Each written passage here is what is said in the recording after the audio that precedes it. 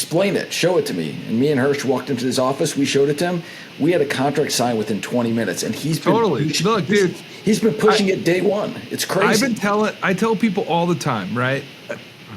The law is a slow-moving beast in many respects, and there are some areas of the law that they've got, periodic changes to it. Employment law, right? I mean, there's things that do change. They move a little bit here and there. Nothing moves like payments. Like what I do on a daily basis. Next week, I'm going to ETA next week. I'm going to learn something that I didn't otherwise know probably. And again, it'll change. Look, I do these podcasts. We did a podcast this morning with Bryce from our office about something related to the match list that I learned that was new this week. Welcome to the Payments Experts Podcast, a podcast of Global Legal Law Firm. We hope you enjoy this episode. That's right. Tell us about yourselves. Tell us about Tuzo. So we've been in the payment space for, years. Since probably about 2009, we started in point of sale systems. Back then, there weren't that many options in terms of integrations. The ISV game hadn't really started so much yet. And we kind of jumped into payments as an aside to what we were doing elsewhere. And in building that, we learned a lot about the industry. And fast forward to like 2012, 2013-ish, when the Dodd-Frank Durbin Amendment situation took place, we realized that there was an opportunity, and we kind of went to a bunch of processors and were like, guys, we want to pass the fee to the customers. And they all essentially told us that can't do it. No one's going to do it. It's crazy. It's never going to happen. And one processor, a company called JetPay at the time, said, if you guys can figure out a way to assess the fee on the front end, we'll take care of the back end. So we built a gateway in partnership with JetPay, and that was kind of the beginning of this massive movement of dual pricing, cash discount, whatever you want to call it today. So that's kind of how we got into payments. Since then, we've grown, books of business, at the time, things Jeff, like that. At the time, sorry to cut you off, like the terminals didn't have a way to assess the fee, right? Like you couldn't just take a PAX terminal or like an Equinox or a Verifone and just add a fee to it to run a card. So we had to come up with a methodology to pass a fee to the customer in a way that hadn't been done before. That was the uniqueness of it at the time. So when you guys were in POS, like what were you doing in the POS space? Were you doing hardware, software? Were you both? Like, because I understand being in payments, kind of the evolution of what you just described, but we try to do this podcast for people who may not have any clue about payments, and so understanding kind of what that natural progression was that you saw in the marketplace. But what were you doing specifically with POS? So we started with a custom POS software that was being built specifically for convenience liquor tobacco stores. There wasn't really anything for those markets at the time. This was back in 2009, 2010. There was a very limited offering for those specific merchants. So we built out and helped build out an entire point of sale system from the ground up. In doing that, payments was kind of like a side. We built the system, we started putting it in, and people were like, okay, how do I process my payments? And we were like, I don't know. Like, I have no idea. So, And then all of a sudden, we were like looking around, and there was like one processor. Who was it? Hirsch? Mercury. Mercury was payments. Mercury was like the player in the game when it came to like point of sale integrations, right? Well, they're a technology company, in my opinion. Like less so than payments.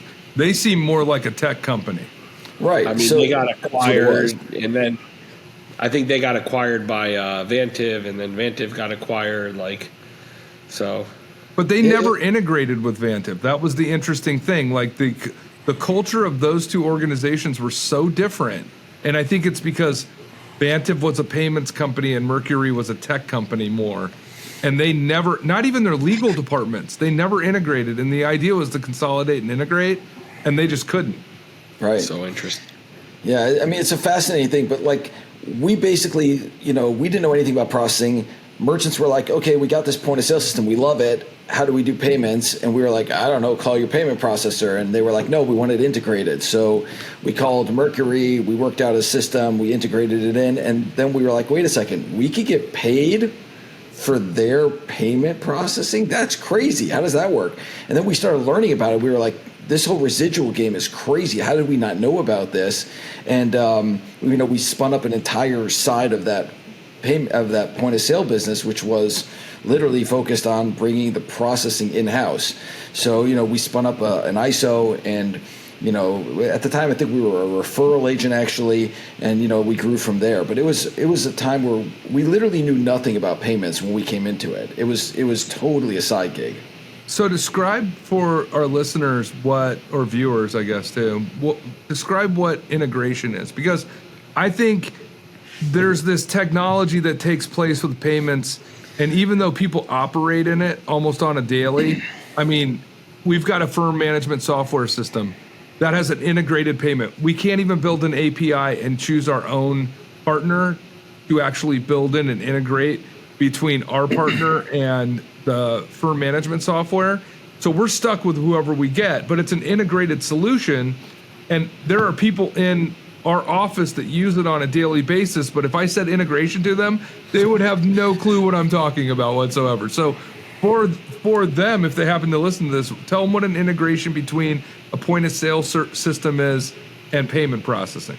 Sure. So there's the terminal. That's that little box that sits on the side of the register in most cases.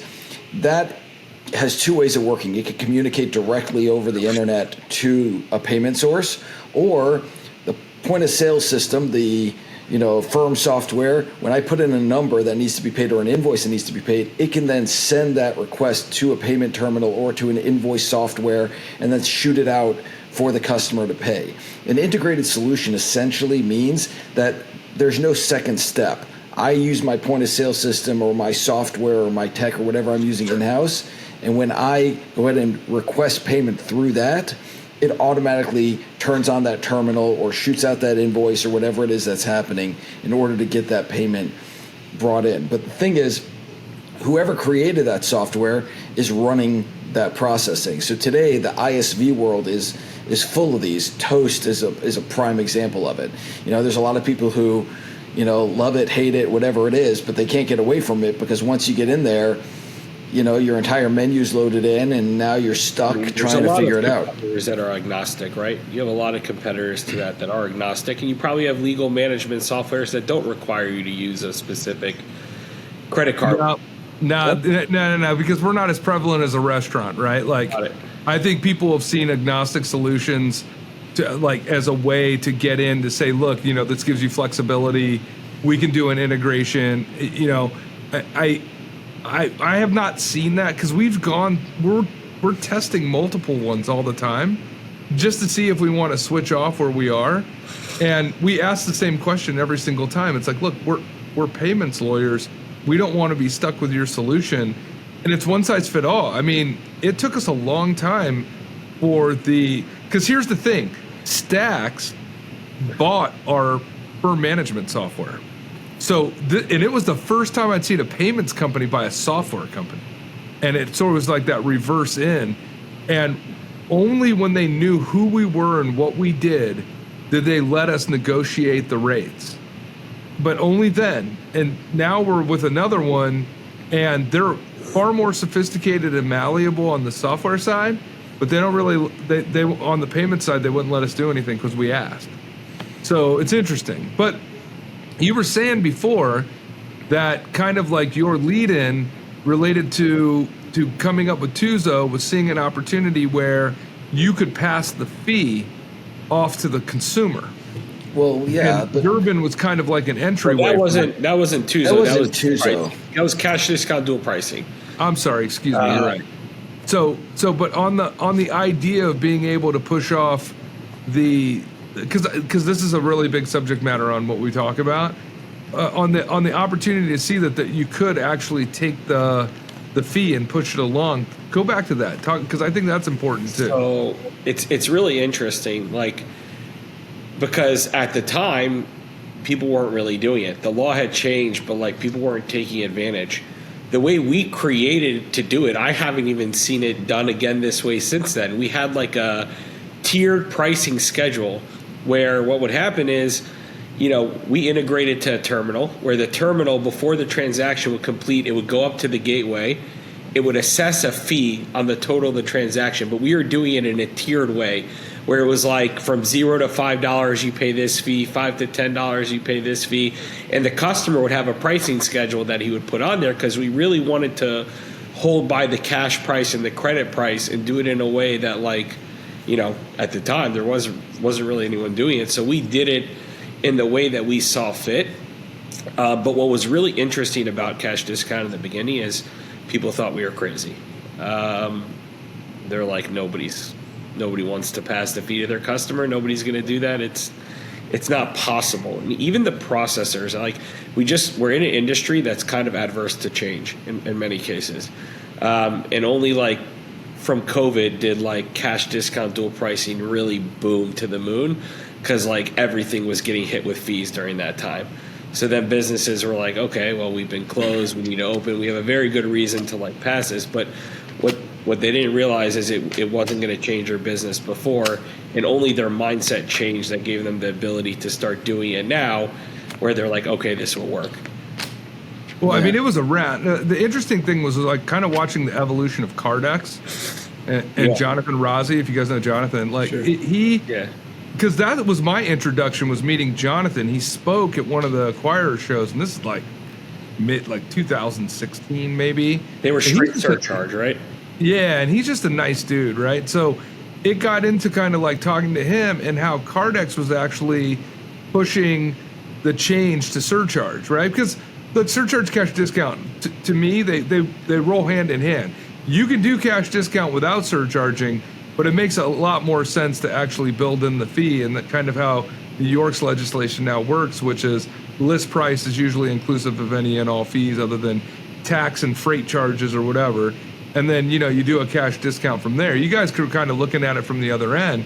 But my first interest was less that, because the fact was, because you had so much prohibition legally, it made sense as a lawyer. Oh, okay, well, there's a problem with the marketplace here, and it's a problem. And the way that Cardex approached it was multifaceted. They did lobbying, and they got some laws changed through the lobby process. They did litigation related to, challenging it on First Amendment rights. So it was really interesting to kind of like watch how they were trying to influence the subject matter in and of itself.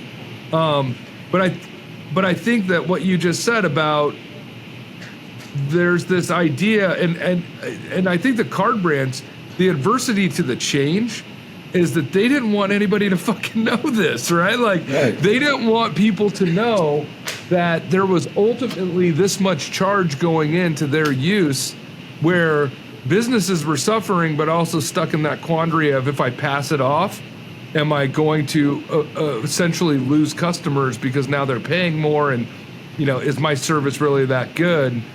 I mean, like, it was actually multifaceted, because there were two issues. Number one, you have the merchant side of this, but then you have all these people selling processing, all these ISOs and sales agents who are out on the street, and they're struggling because they didn't have anything to sell. You're talking about a commoditized product. Everyone's effectively selling the exact same thing. I'm selling this terminal, you're selling this terminal. My pricing is this, your pricing is that. The only place to have any space to move is really on the pricing side. And the problem was, for sure, before cash discount, was this massive race to zero.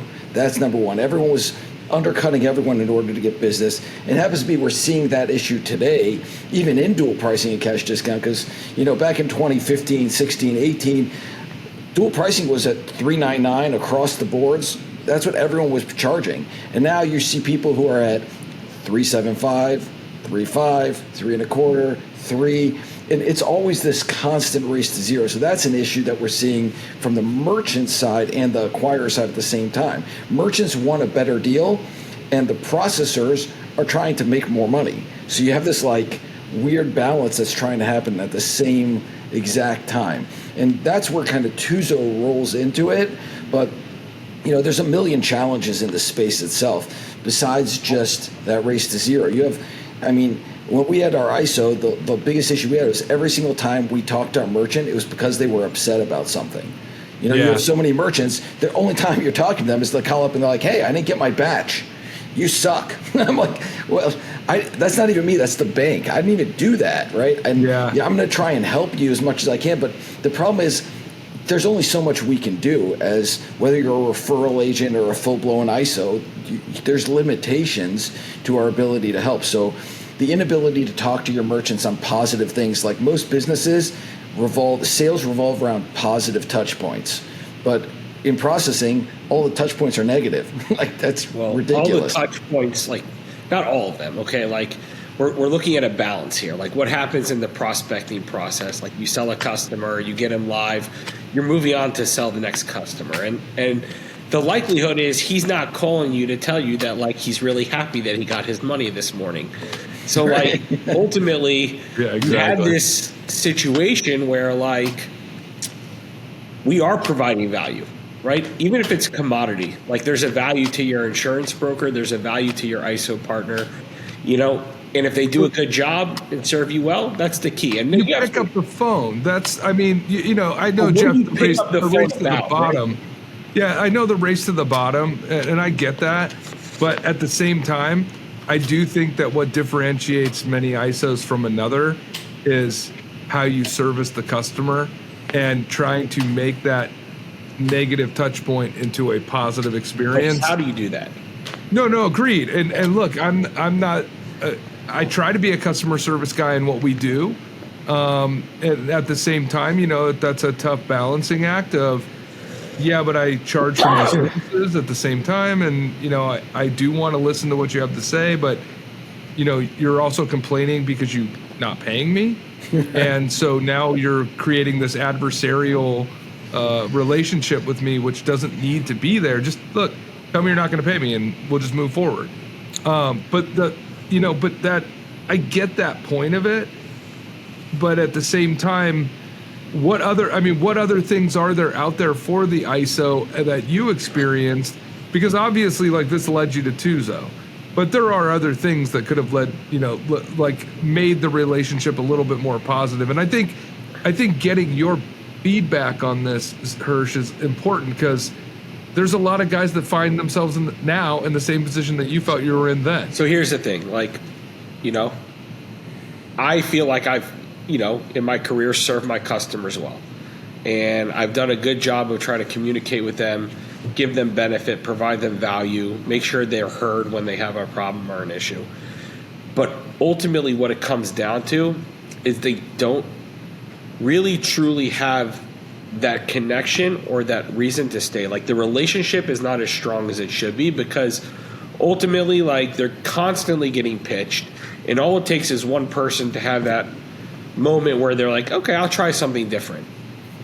But the uniqueness that I bring may not shine always through. And like, I provide value, and I provide, you could provide them a consistent, payments, but then they have a chargeback and they're upset about it. And you might have a good relationship. They like you. They think you're a nice guy. But if their money's at risk or they had a problem and they feel like it's partially your fault, even if it's not, you're dancing in troubled waters, right? And it's not what you want to be doing with your customers. And I think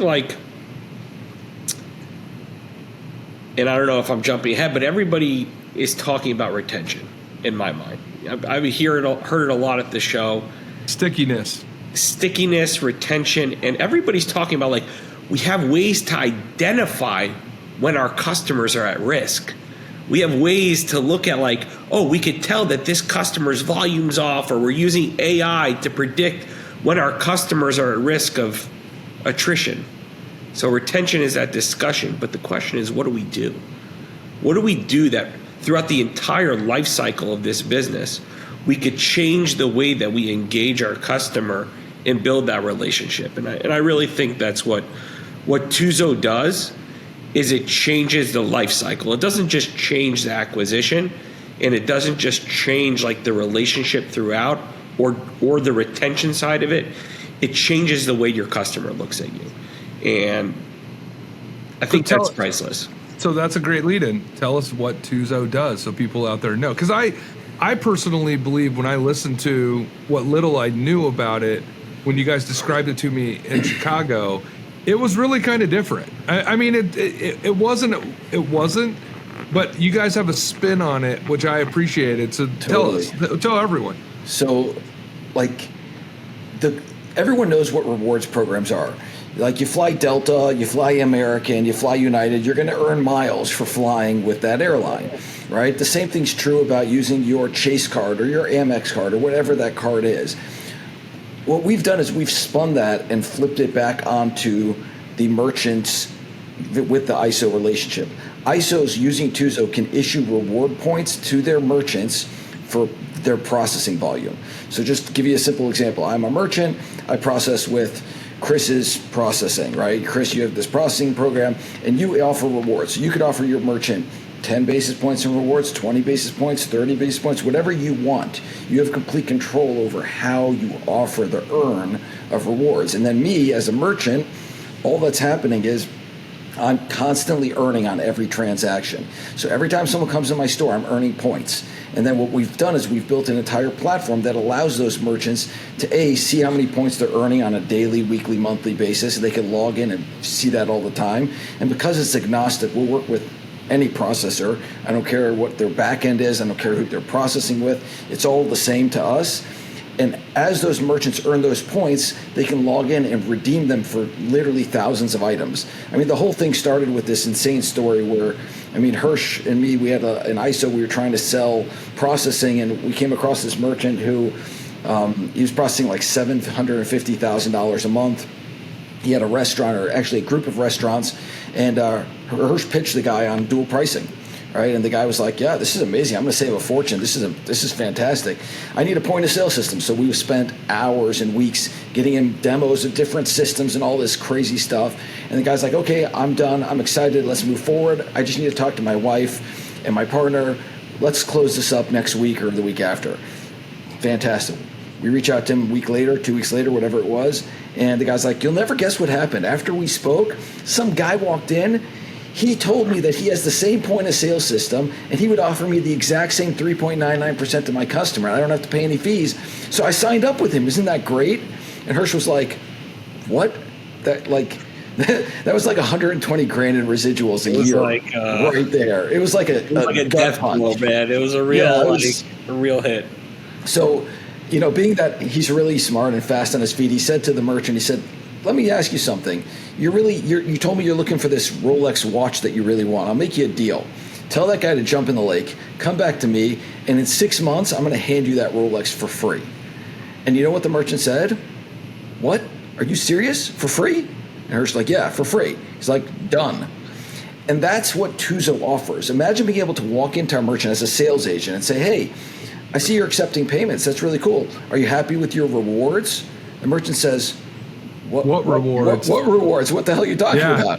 And no. This is a great thing, and I don't know if you guys were aware, but I don't know if I could cite it, but there's you can't kick back as an ISO to your merchants, and so this is a really good way to actually invest in things that create loyalty with you and your merchant in a way that's redeemable, without you having to violate the rules or kick back money to them on You're just giving them a present at the end of the day. And they could choose. And here's the really crazy thing. Jeff mentioned like prospecting. So you can walk into a business and you're going to win that conversation because you're selling them something that the 50 other people walking in their door that month are not selling them. You're selling them something totally different. Once you have them signed up with rewards, they're earning towards something. They're not leaving. If they're earning towards a trip to Cancun, they're not going anywhere. Meaning if I have 18 more months to go on my dream vacation and I've already earned for 18 months straight, I'm working to get that goal.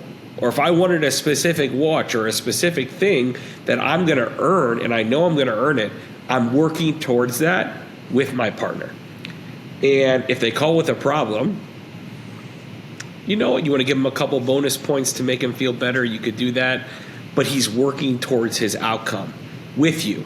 And once you've given that to him, he's your customer forever. So you have him hooked while he's earning. But once you sent him on that trip, you mentioned this earlier, like, pick up the phone and call your customer, right? But what do you have to talk to them about? Now you could be like, how was the trip with your wife? Oh, man, it was amazing. She had the best time. We finally got a chance to relax. It's been 2 years since I've been on vacation. It really was amazing. Thank you so much. Appreciate you facilitating that for me. And when that next person comes in to sell them, where are they going?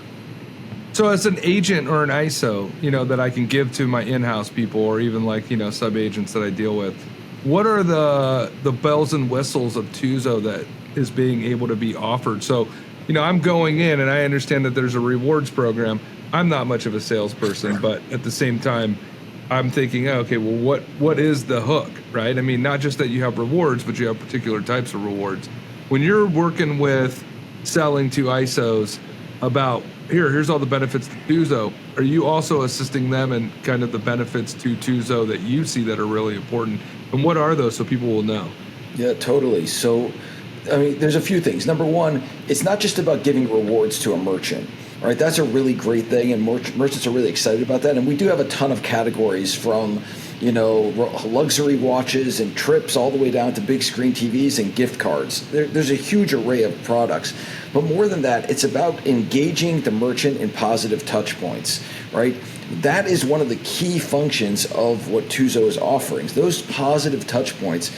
Every single time that merchant logs in and sees ding, ding, ding, ding, I'm earning more points, earning more points. I'm earning and earning and earning on every single transaction that happens in my business.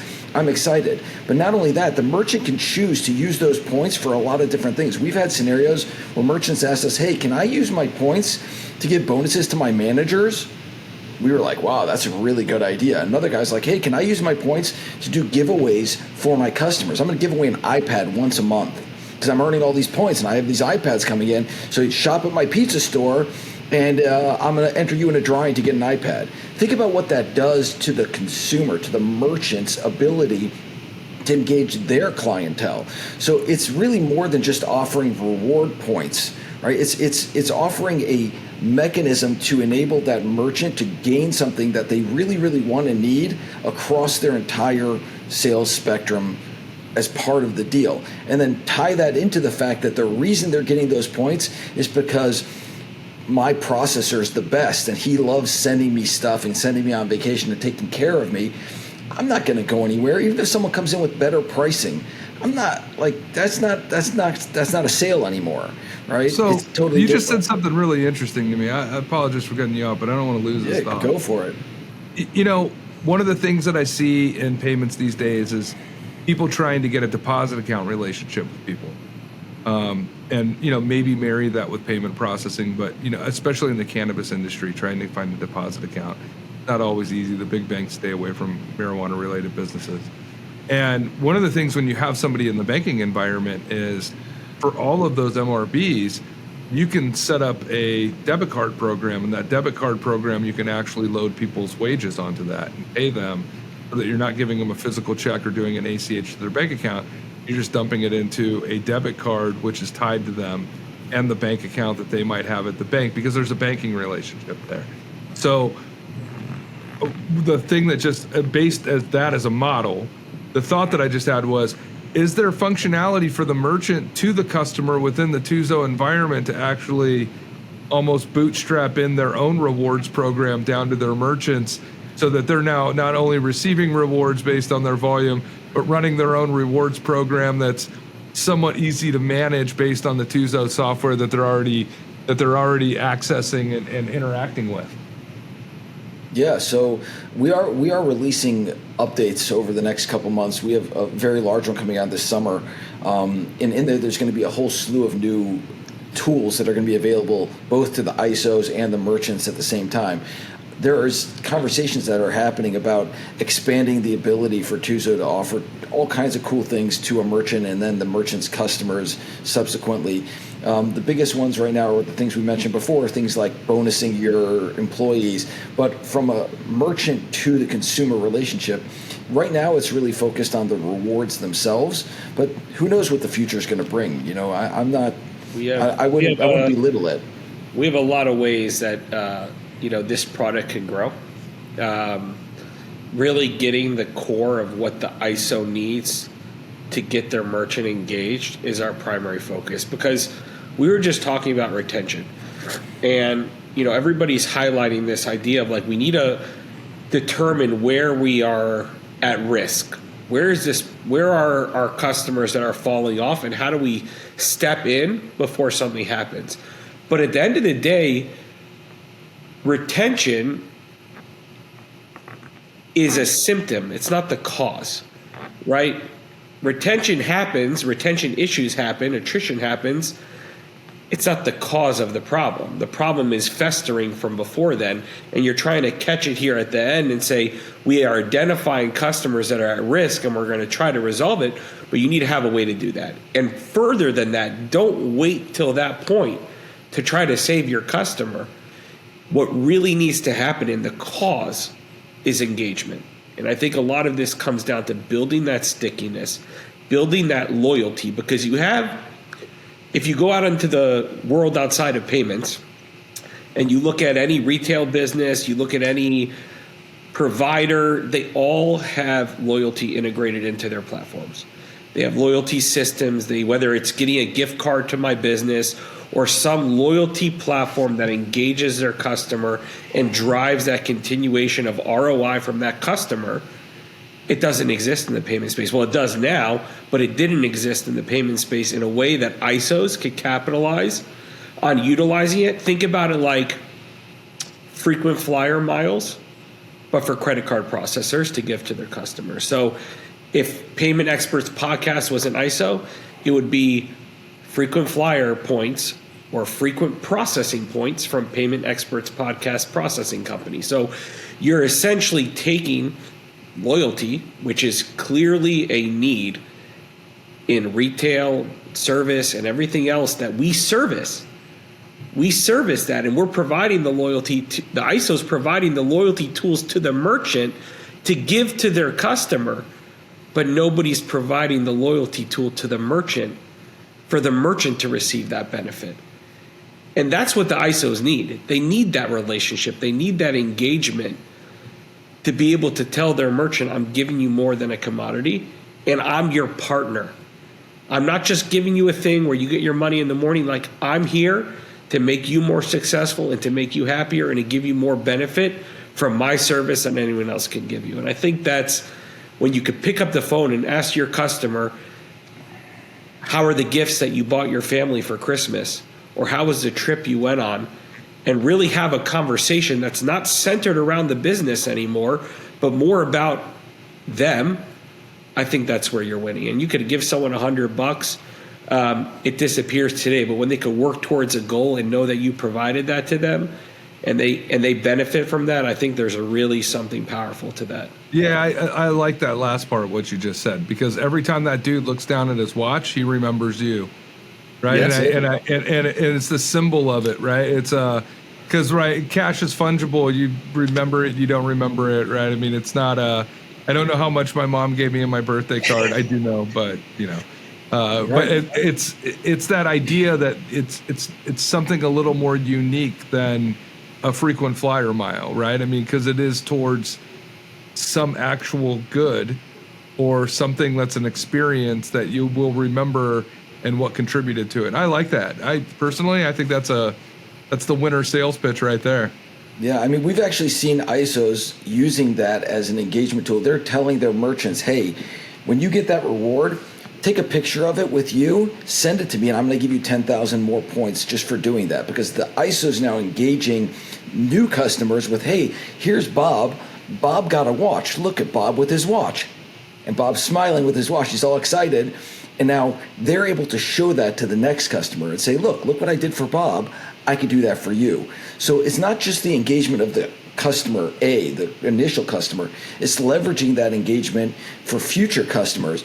We have ISOs who are, offering, bonus points if you submit a referral, right? That's a really cool way to use the platform to engage your current customer base and grow it, because now that customer is super incentivized to help you grow your business, right? The same way you're helping him, get gifts for Christmas for his family, or get him, the Cancun vacation or the Rolex watch or whatever it is that he's choosing. Now he's helping you grow your book. That's wild. And he wants to help you because he's benefiting from it in a way that you couldn't offer before.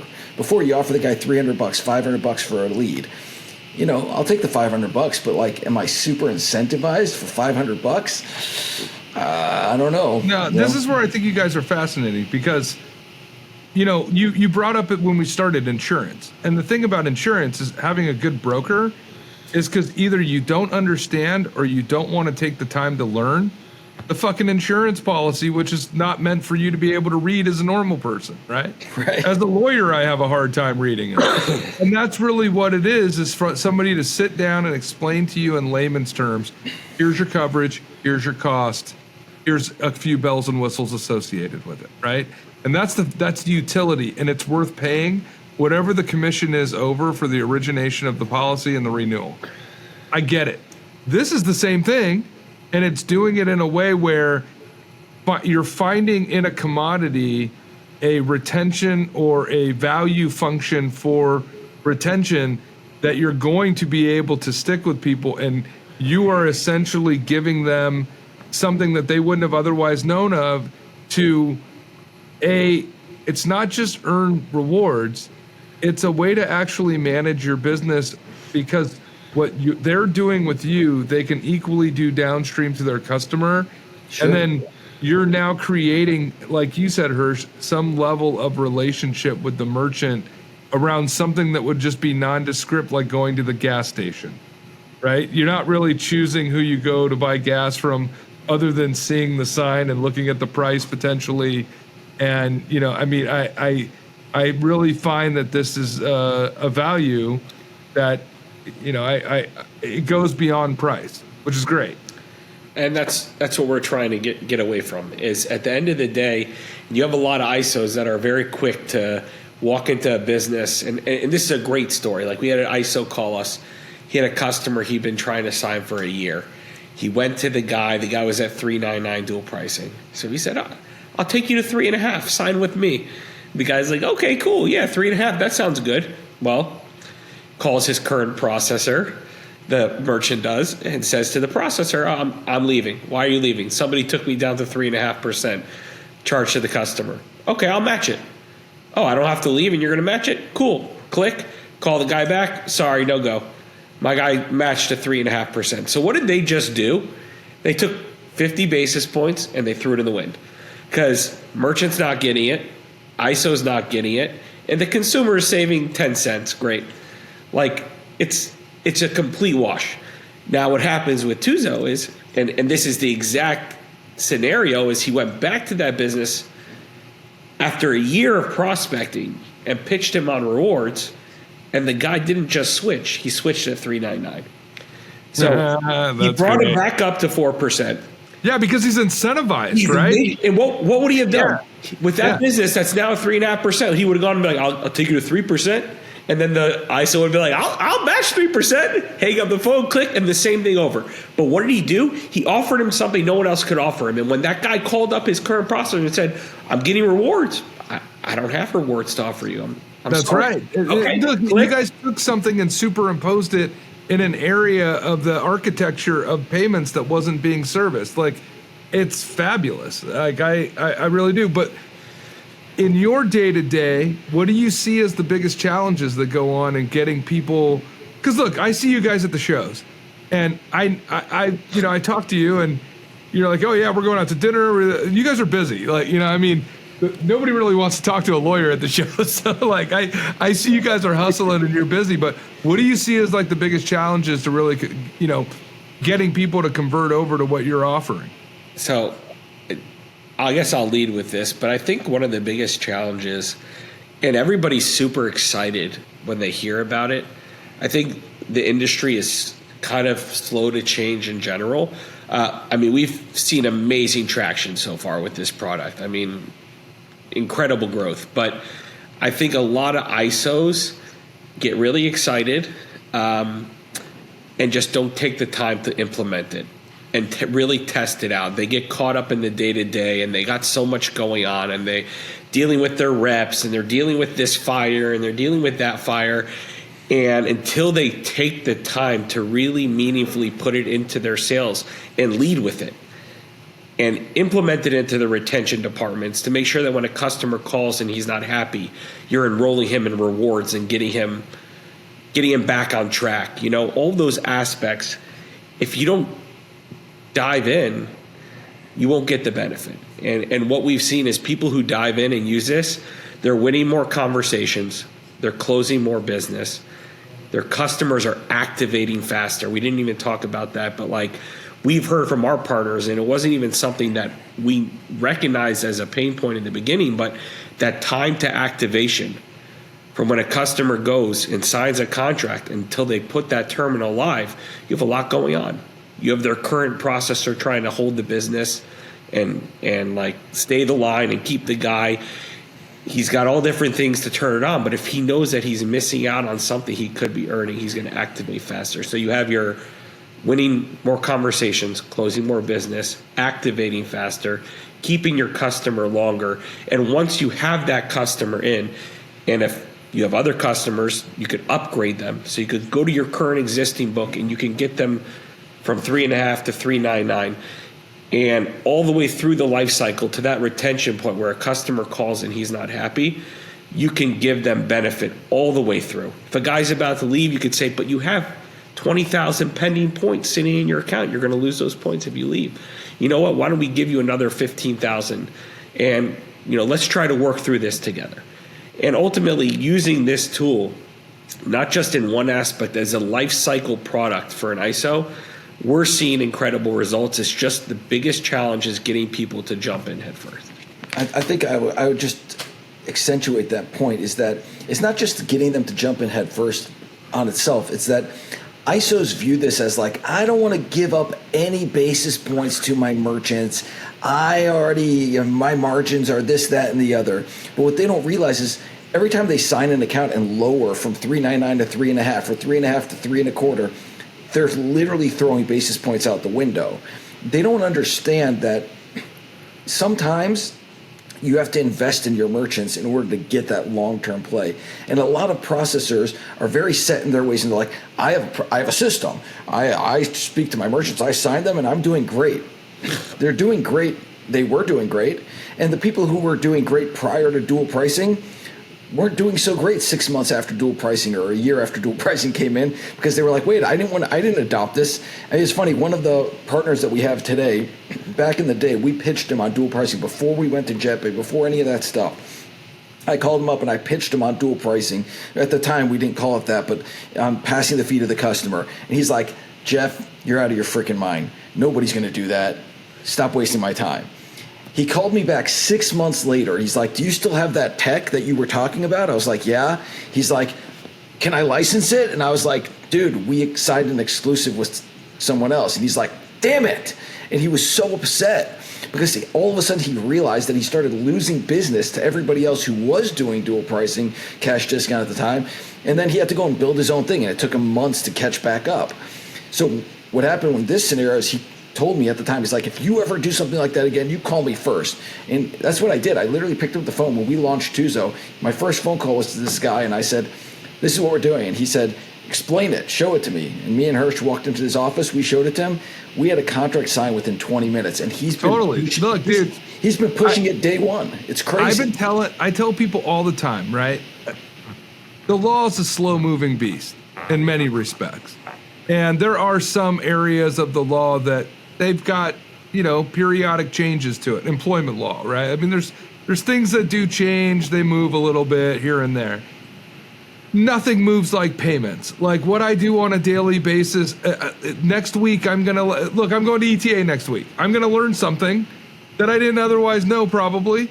And again, it'll change Look, I do these podcasts. We did a podcast this morning with Bryce from our office about something related to the match list that I learned that was new this week, that he had kind of identified, and through a particular circumstance, that all of a sudden it rang in my head, and I was like, oh wow, that was a profound statement that you just made. When we were just talking about that's a podcast, because something just changed in my, kind of in my framework of reference, and now we can talk about it and we can actually share it with people out there. Tuzo's the same thing. You guys are disrupting the actual what's happening, and cash discount was that. And it amazes me how many people think that they can exit and then come back. Because when they come back in 2 years or 3 years, you're not looking at the same paradigm. We're in a totally different place. And if you've been disconnected from it, you're going to have a hard time reasserting yourself. So I think that it's great how you guys have progressed. And this is one of the things that I actually like about my job, is that the subject matter that I'm dealing with on a daily basis is so dynamic. I don't know what it's going to look like next week. I mean, people have no idea how deep this channel runs of ISOs and sub-ISOs and, acquiring banks. Like, they just tap their card and 3 seconds later it says approved. They have no idea the complexities that go into this. I did that. We've grown a lot. And so we've taken on new people, whether it's a paralegal, whether it's an attorney. And so we periodically do trainings. So we opened a Florida office, and I was down there last week after the NEAA show, because I was on that time zone. I said, screw it, I'll go down there. One of the reasons I went down was to do a training, because everybody that we've hired down there has no background in payments except for one of them. But even then, that background in payments is on cashless ATM, which is an entirely different animal than traditional payments. And so I go down and I do the training. Now, the group of people we have down there, they're very inquisitive. Immediately I start doing the training, I start getting a ton of questions. And I've always done the training top down, from card brand down, right? So when I came back here, I had this thought when I was on the plane ride home. I'm like, okay, I'm going to do a training. We got a few new people in the office, but it's always good for the other people that have worked here for a while, because things are so dynamic and changing. I did the training. But I did it entirely different. I said, look, I'm going to try something new out this time. I'm going to be a little disjointed. If I say something that doesn't make sense or I'm not connecting the dots very well, just tell me. But I did it from consumer to merchant to issuing, so that I could identify for them that you guys participate in the system every single day. And this is exactly what we do in this office. You just don't know everything that happens from the time that you tap or insert to the time that the money goes by, even to the fact that the merchant application is a credit application, because there's a float time period between payment to the merchant and payment by the consumer, and explaining some of these things to them, but doing it in a consumer-centric way, because they all have cards and they're all using their cards on a daily basis. And I don't know if it was better, but it was different for me at least, and I thought maybe it resonated a little bit more with them. But I agree with you. There's this whole architecture that's taking place that we operate in that most consumers have no idea what's going on, but they're participating in it every single day. I think it's fascinating. Oh, yeah. I mean, we actually did a training. We do trainings for our ISO partners, and one of the things that we focus on is training their sales agents to change the way they sell, because they're so used to selling processing that what we're telling them is, guys, stop selling processing. One of our agents who is actually really successful says, I don't sell processing anymore, I sell dreams. Because he'll walk into a store and be like, have you taken your wife on vacation recently? That's how he leads the sale.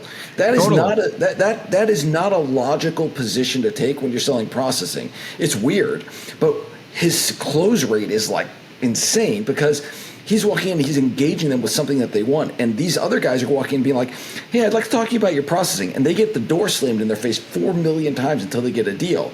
But this guy, he's engaging over and over and over again. So we're trying to help our processing partners realize that the sale is different when you're pitching rewards. And we help them with a lot of things. We tell them, stop using the word, hey, I want you to change processors to me. Don't use, change is scary. People don't like change.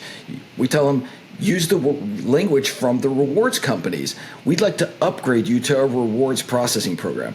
Everyone loves upgrades. They hate change, love upgrades. Stop talking about change. It's a bad sale. It doesn't work. But well, not only that, but I mean, I'll tell you. So I have this conversation in my house from time to time, but I'm not a things person. Like, I just don't care, right? I mean, I don't like to be wasteful, and it was just kind of how I grew up. So I don't buy a ton of stuff, and I don't feel like possessions matter. I really don't care. I mean, if you see the way that I dress on a daily basis, you'd be like, yeah, that guy, he doesn't care about clothes, evidently. But you know, I do value experience. I'm not frugal by any nature, but it's more about, hey, what am I going to do that I'm going to remember? And what you just described on the sales pitch is like literally walking in and going, hey, like, this is about experience. So the people that really value experience, but you know, that gives them an opportunity as well of like, hey, here's all the things that you could do with this upgrade. You know? Right. I think it's great. Jeff, how many people did you pull out of retirement already? It was quite a large number. We've had so many ISOs be like, I really thought I was done. Like, I sold my book 2 years ago. I've been chilling. And when I heard about rewards, I literally I'm back. Like, I could do something with this. Like, I could make a big dent. I'm going to go out there and close it. I mean, we had someone say to us, if I had this when I was building my initial book, it would have been 3 times the size. Like, that's what they're telling us. And I'm like, wow, that's crazy. And he's like, so I'm coming out of retirement. I sold my book. I don't even need to work. But I love this so much, and I enjoy the idea of selling it. So I'm going to go out there and I'm going to give all these merchants rewards because they're going to love me. I'm going to build a massive book.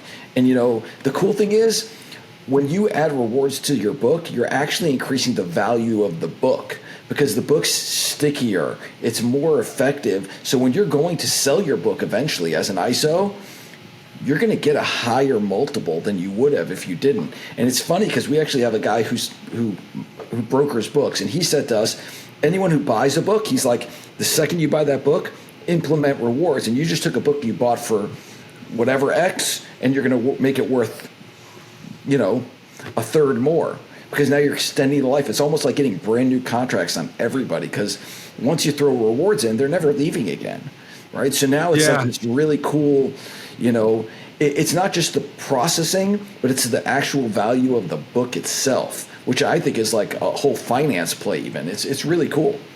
No, I hadn't really thought about that, but as you just said it, I was like, yeah, I got 3 people you can talk to that can probably help you with that one. So. Yeah. No. I like, because that's what I'm working on most of the time is, you know, portfolio sales and there's other stuff that goes on in this office, but you know, my focus is on, I'm dealing with contracts most of the day, so I see the value play between parties to the agreements, and so this is one of those places where there's a lot of strategic partners that you guys might not even have considered. That could really, you know, bring Tuzo to another level of just bringing awareness to people about what you got going on. So I'm going to give you guys the last word. First, before we do that, tell people how to get a hold of you.